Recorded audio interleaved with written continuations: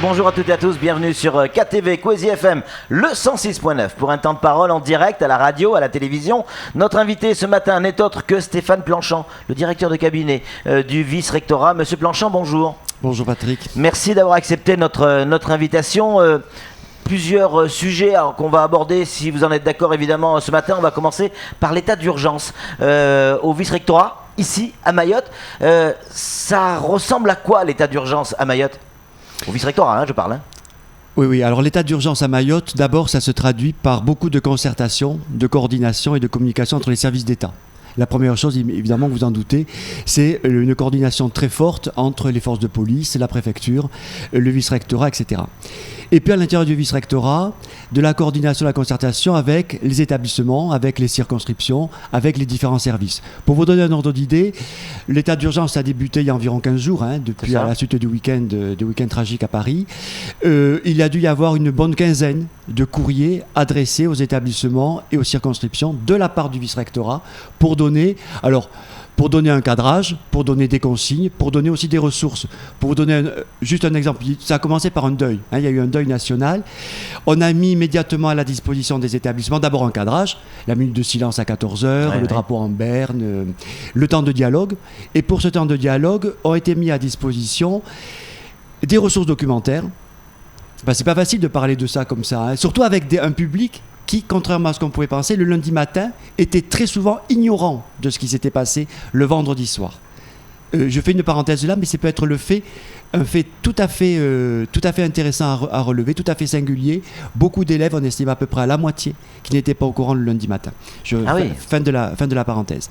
Donc on a mis également des ressources humaines, puisque les 2 jours de deuil, le lundi et le mardi, les infirmiers, les assistants sociaux, les inspecteurs, les conseillers pédagogiques étaient à la disposition des établissements et des écoles pour aller donner un coup de main, cellules d'écoute, aide au dialogue et au débat. C'est pas facile de parler de ça avec des adolescents. Et puis après, il y a effectivement toutes les consignes qui sont mises en œuvre pour les 3 mois, en tout cas pour l'instant, qui nous attendent. D'état d'urgence, puisque c'est la période pour l'instant qui a été décidée.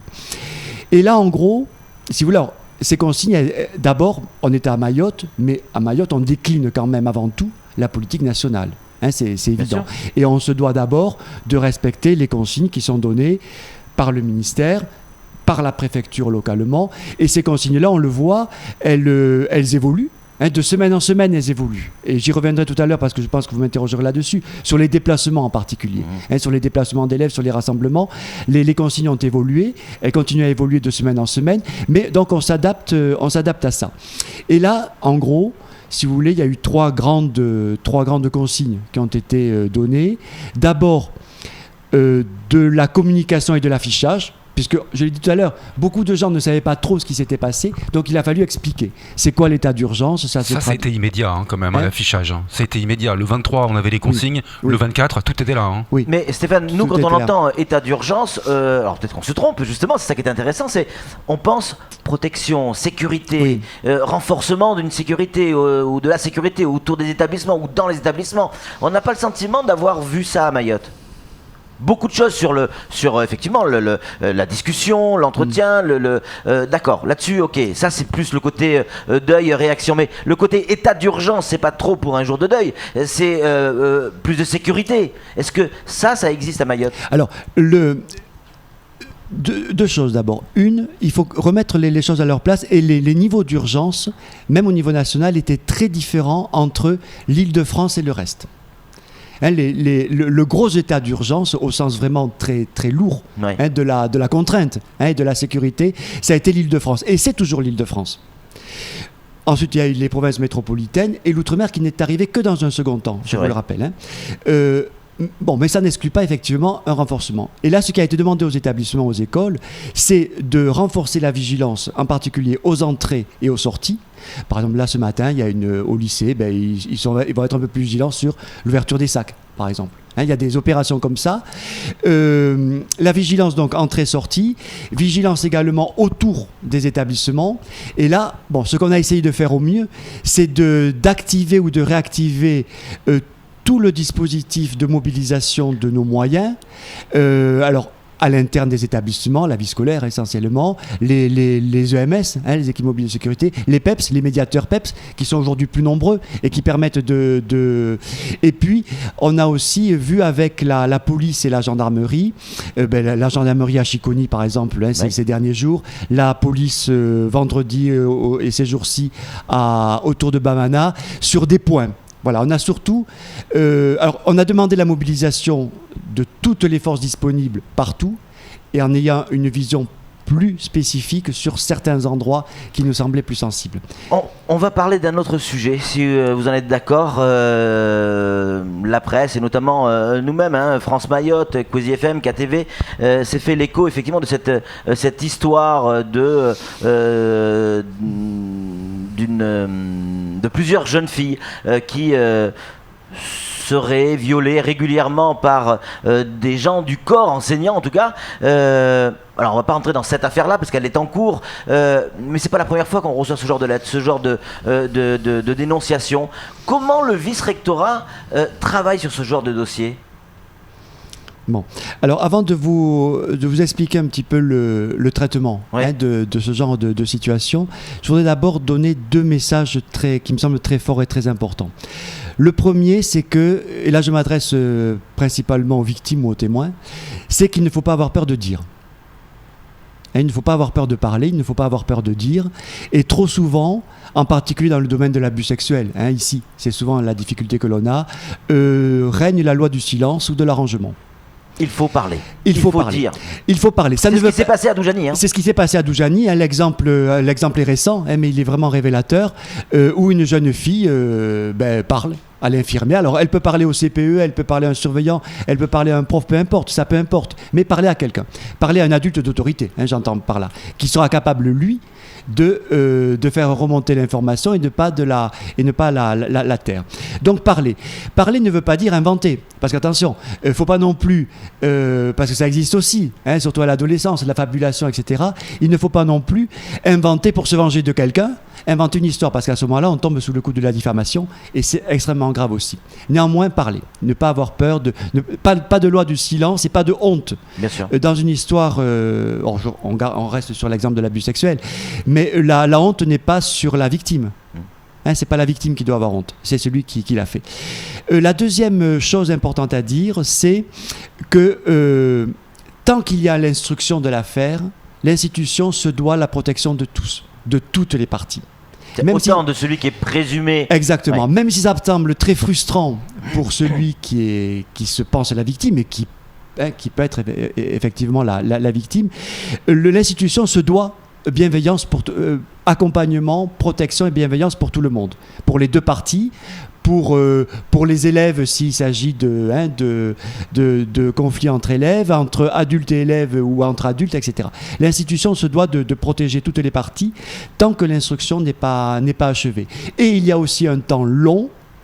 C'est normal, le temps long de l'instruction, que ce soit dans la justice ou dans l'éducation, s'explique aisément, même si encore une fois ça peut être frustrant sur le moment, mais s'explique aisément par la nécessité d'écouter toutes les parties, du droit au contradictoire, de la raison, etc. Le traitement. Alors, le traitement. Imaginons, prenons le même cas de figure qui nous est arrivé, vous recevez une lettre quasi anonyme. Quasi, parce que quasi anonyme, qu'est-ce que vous en faites de cette lettre qui dénonce des faits graves, très graves? Alors, si la lettre est totalement anonyme et ne donne aucune... c'est difficile à traiter. Bon, mais là, dans le cas que vous citez, je pense que même si elle n'était pas signée, il y avait de quoi, il y avait des éléments. Bon. Dans ce cas-là, elle est immédiatement prise en compte, elle est forcément traitée, et ça commence par une convocation. Si on a une convocation des personnes impliquées, séparément bien évidemment, au service, soit au cabinet, soit au service RH du rectorat, ça dépend un petit peu. Ça se passe au sein du vice-rectorat, c'est pas chez des enquêteurs, chez des gendarmes ou des policiers. Non, alors attendez, il peut y avoir, ce qu'il faut savoir, c'est que il y a une affaire comme ça, une affaire aussi grave que vous présentez. Il y a deux choses qui peuvent se passer en même temps. C'est que d'une part, il peut y avoir un signalement auprès du procureur, étant donné la gravité de la chose, immédiatement, il y a signalement au procureur, et dans le même temps, il y a aussi une démarche éducation nationale, puisque les deux procédures, si elles sont étanches, elles peuvent se dérouler l'une et l'autre séparément. Bien. Donc il y a convocation, il y a écoute de toutes les parties. On demande à celui qui se pose comme victime de venir témoigner. Il y a également l'audition de la partie adverse. Et à partir de là, il peut se passer donc, ou si ça n'a pas été fait dans un premier temps, un signalement à la justice, et on retrouve là le chemin de la voie de la justice, ou un traitement propre à l'éducation nationale. Alors, s'il n'y a, semble-t-il, pas grand-chose à relever, l'affaire est classée. Sinon, après, il peut y avoir des... Alors, si je prends l'ordre l'échelle un petit peu des sanctions, il peut y avoir donc un rappel de la loi simplement. Il peut y avoir également une sanction disciplinaire qui elle aussi à plusieurs niveaux. Actuellement, là, pour mémoire, je pense que nous sommes actuellement en cours avec entre 10 et 15 sanctions disciplinaires en cours. Pour ce genre de fait ? En cours, pas que des histoires de meurtre. Alors justement, évidemment. est-ce que on a le sentiment, peut-être que je me trompe, on a le sentiment que à Mayotte, on est sur un terrain plus délicat qu'ailleurs. On a le sentiment, vous nous confirmerez ou pas, qu'il y a plus d'affaires de ce style d'abus sexuels ou pire encore, viol, qu'ailleurs. On se trompe ou pas ? Non, alors traditionnellement, vous ne vous trompez pas du tout. Puisque c'est vrai qu'il est évident de constater, j'étais là à Mayotte ici il y a déjà plusieurs années, je connais le contexte, il est évident qu'on sait bien que pour beaucoup, en particulier de prédateurs sexuels, Mayotte peut être une destination qui était jugée un petit peu plus facile entre guillemets que d'autres endroits, parce qu'on se disait que la population allait être moins vigilante, que Madagascar était pas loin, que on est loin, loin de Paris, loin de la loi, etc. Nier ça serait complètement absurde. Il n'empêche que les choses quand même ont évolué significativement et aujourd'hui il y a une tolérance qui se rapproche du zéro, y compris à Mayotte. Mais encore faut-il le savoir. C'est ça, c'est pour ça qu'il faut parler. Et je reviens au... Alors il peut y avoir aussi, tout à l'heure on parlait de sanctions, il peut y avoir aussi le non-renouvellement de contrat, que ça soit pour un titulaire ou pour un contractuel. Là, actuellement, il doit y avoir une vingtaine de cas de contrats qui ne sont pas renouvelés. Samuel, très court, parce qu'après, je voudrais qu'on termine sur un dossier, notamment financier. Sur le message encore à livrer à tout le monde. Vous avez connu Mayotte il y a quelques années, ça fait des années que je suis à Mayotte. Pouvez-vous nous certifier qu'on peut faire confiance en l'institution de l'éducation nationale à Mayotte, et même les autres, mais surtout celles qui vous concernent? Il faut parler et vous serez entendu. Parce qu'il y a eu des cas où les affaires étaient plutôt mises de côté. Tout à fait. Bon, d'abord, on a à gérer 90 000 élèves et 6 500 personnels. C'est quand même pas facile. Il faut la chose la plus... Ce que je peux vous dire, c'est qu'effectivement, nous ne sommes plus dans une époque de loi du silence. Ça, c'est clair. C'est clair. On le voit aussi nationalement. Comment des affaires sortent aujourd'hui alors qu'elles étaient tues. La preuve, c'est que depuis quelque temps, les ministres de l'Éducation et la ministre de la Justice ont décidé de créer un référent. Côté Éducation nationale, il y a un référent justice. Pour le Mayotte, il se trouve que c'est moi. Et côté justice, il y a un référent éducation. Mais faut-il, encore une fois, le savoir.